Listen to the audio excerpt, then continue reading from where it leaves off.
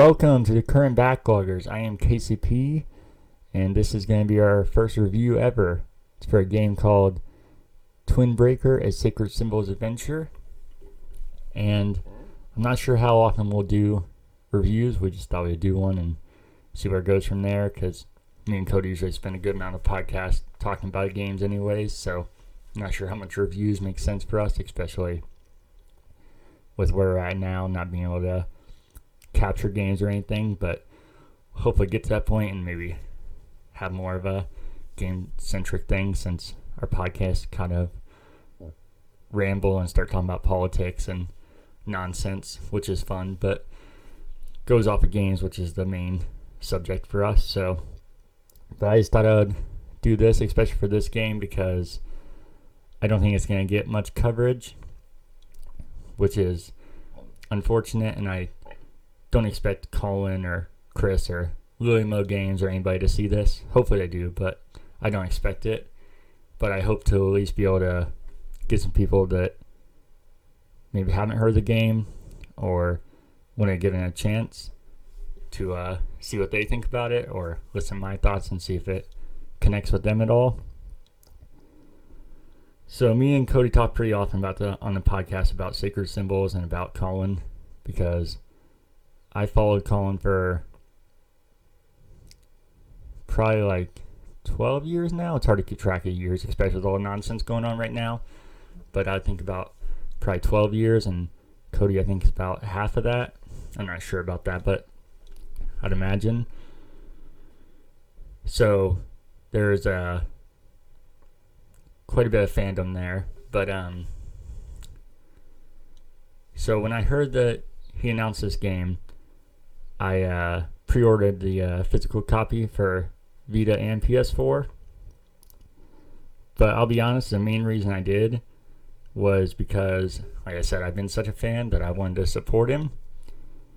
But on the same hand, I really didn't know what I was getting myself into.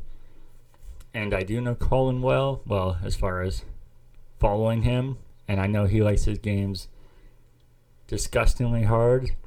And I agree with Colin on most things, but that's one thing I differ on. I just usually like to have fun with games. There's games that I've had, I don't like to make it as easy as possible, but I don't like to make it killer on myself. I usually put it on normal or whatever to be able to get through a game and experience it.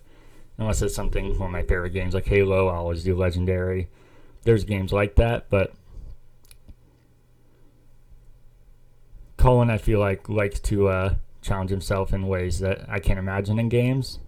So part of me was terrified that I was doing that, but to me it was worth it, even if I hated the games, just to be able to support somebody that I followed for so long and was trying to go after something they believed in. And then when I saw he announced it as a TwinBreaker game, that got me a little more curious, because it might sound weird because I don't think many people are into TwinBreakers anymore, and I actually wasn't either. I can't remember the last time I played one, but I know as a kid I was actually really into TwinBreakers. I played them pretty often, and for good memories, because it was on my parents' computer, so it was always an easy, quick thing to be able to play and never take that serious, but just have fun and kind of nostalgia thinking about living at my parents and the memories that go along with that. Like, I know one time before we go on vacation, I was just playing that up until we left, so there's good memories with it. But even then, I didn't think I needed another TwinBreaker. I thought this kind of silly, but then I like I said, I pre-ordered both of those, but I wanted to experience it, and also I wanted to support him even more. So those aren't going to ship, I think, until mid to late May, and I don't know if there's going to be any delays because of everything going on. But either way, I wanted to be able to experience it faster and support more.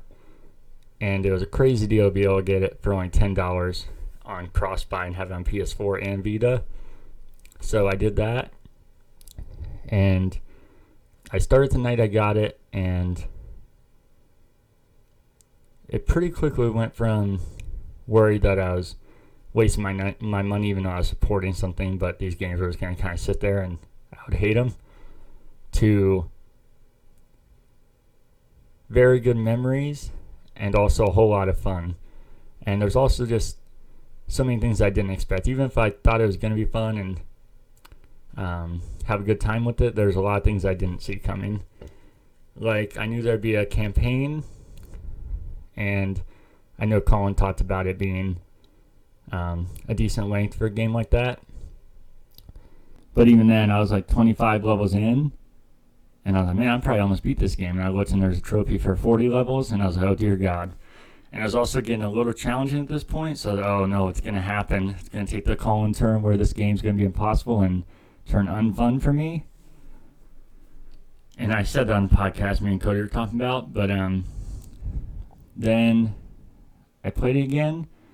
I don't know if I was just getting better at it, or I feel like definitely the later levels get easier. I feel like it's different than most games, not easy and then hard and then very hard and then it's over. I feel like it's easy to kind of teaching how to do it, to hard and then actually kind of I think a bit of a drop off. Maybe it's just because you get better at it.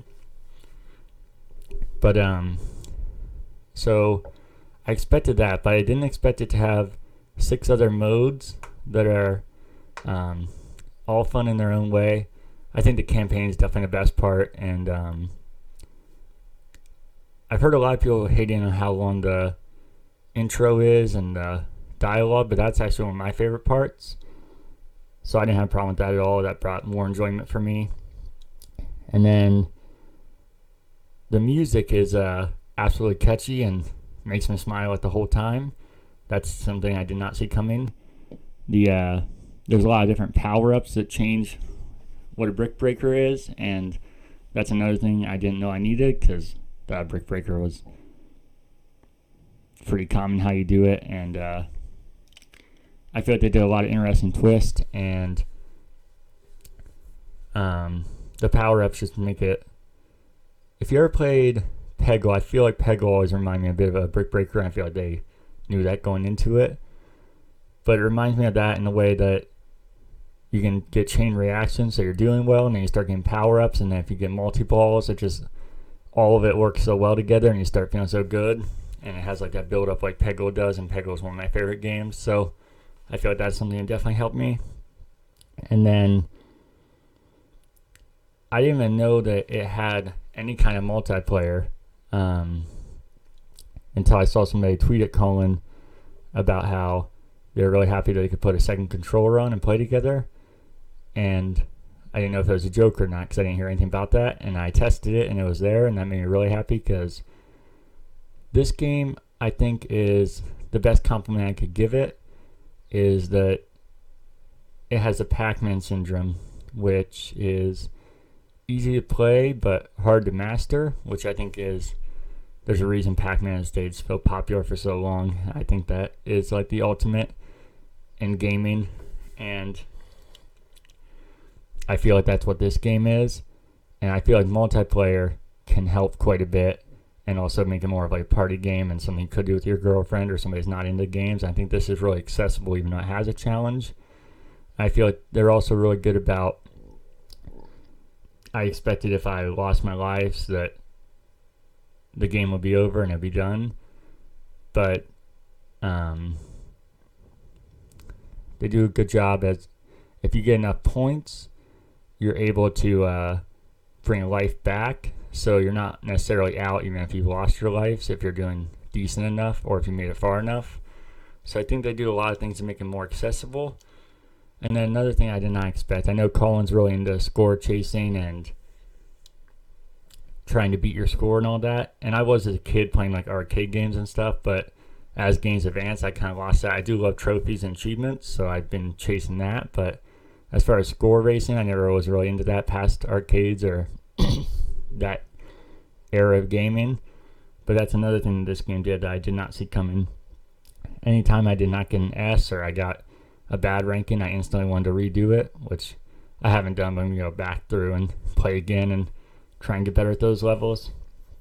So there's just a lot of things that I did not expect from it, but pleasantly surprised, and even more happy that I did support. And like I said, I would have been happy to support if it was terrible, but I would have been upset that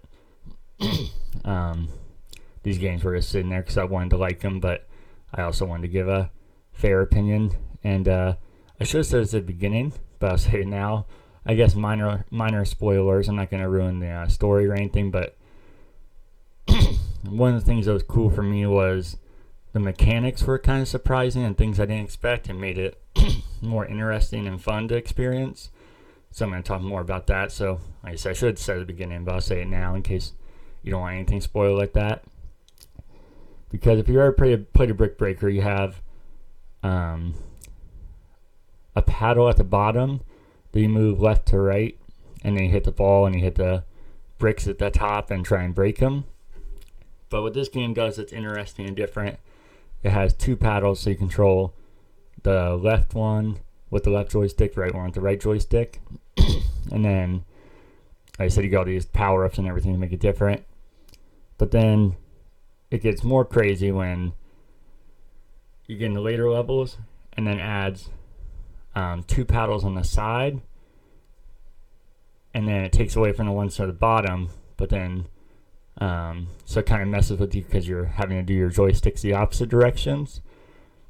And then it gets more crazy because it brings back the ones at the bottom, so then you're working with four, and then it messes with your brain like crazy. You don't know how to control it, and so the left joystick will control the two on the left, and the right will control the two on the right, and then you press R1 or L1 to launch the ball.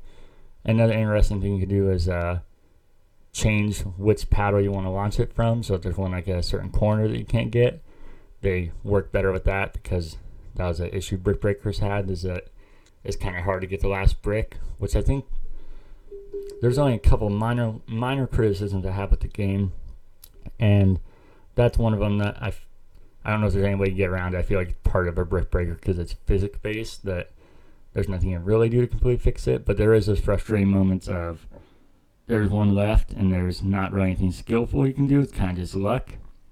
They do have a cool mechanic where you can shoot your paddle up to try and get it, and I think that's one of the reasons, because there's also frustration like Brick Breaker where the ball will get stuck just going back and forth over and over, and I'm sure that's part of why they added it. It is also a device to kill enemies coming up, but I'm sure that was another reason to try and fix that issue, but it still can happen, and it can be frustrating if you're doing well but something like that happens. And then I'm not sure if this is a fair criticism, because I don't think Colin wants in his game, but me personally, I would love a straight up multiplayer mode. I love the addition of like the co-op partner, and I think it's a really cool idea I didn't even think of. But I would love a party style mode like Pego had, where everybody battles together, or an online mode, or like a tournament style where people are like dropping out, kind of like the new Tetris game that came out on Switch. I feel like that'd be a cool way to do it. But yeah, overall, I was pleasantly surprised, and just didn't really see it coming, and I don't have many criticisms, which is something I was pleasantly surprised about. And I will say, I hope if they release more games, which I know Colin says he's planning on with Lillymo, the developer, I hope they continue to do the physical versions. I know Colin's all about digital, and digital is nice. I'm kind of in between. I like physical and digital, but it is cool to have physical, especially with something like this. It's kind of like a collector's thing. I would do like that Colin, even though he's against it, he'd release physical as well, because I feel like he's really good about understanding his views aren't everybody else's, and working with his fans and knowing people would like to have that, even though that's not how he is. So I appreciate that. And yeah, if you ever played a Brick Breaker and have good memories, if you ever had it on your old computer or your parents' computer, or they had an Atari and played Breakout, and you had fun with it, even if you thought you didn't need another Brick Breaker, you should give TwinBreaker a chance. It's only $10, like I said, and it's cross-buy, so if you have Vita and PS4, it's $10. You get on both of them, 2 trophy lists, and it's a ton of fun. The soundtrack will be stuck in your head. if you don't like Colin, I think a little bit will be lost for you, but the story is still interesting and well told. And also, I feel like the fact that you're getting a story in a BrickBreaker game is already a bit much anyways, not in a bad way, but saying if you're expecting this much out of a $10 BrickBreaker game and that's not enough for you, then I think that's on you and not the game. Even me, I feel like I was probably going into it a little too critical. I just like Colin so much that I probably was thinking about too much. But I'm really happy with it, and I hope if any of this sounded interesting, you can give it a shot. I know I didn't do the best explaining it. I think I might got some of the buttons wrong, but I think because when I play games, it's all muscle memory. So when I go to tell it back, it sounds weird. I know another thing I'll say that I like that they did is the power-ups that they do have. They do a cool thing of you can bring up a list that explains every power-up. Most of them are self-explanatory. You know what they are. Like the ball speeds up. There's a heavy ball. You can create walls that go around, so that way if the ball gets past your paddle, it'll still hit the wall and you'll be safe and it'll stay in. But there are a couple that I wasn't sure exactly what they were, and I hate when games do that and just expect you to know it, because then you don't know if you don't know it or the game didn't actually design it well. And after I read them, I was like, oh yeah, that makes sense. I should have seen that. So they kind of just cover all their bases in a game that is his first game, and an inexperienced developer and a small developer. Like they do a lot of things that I don't see big developers do, like tracking every single stat and, like I said, the power-up menu, and just a lot of small details that you don't see in big games. So, like I said, if any of that sounds even remotely interesting to you, you should give it a shot. Thanks for tuning in, and like I said, I'm not sure if the reviews will be a common thing. Hopefully if we get better gear and capture card and all that, we'll be able to actually do real reviews. But until then, we'll probably keep doing a podcast. But thanks for watching.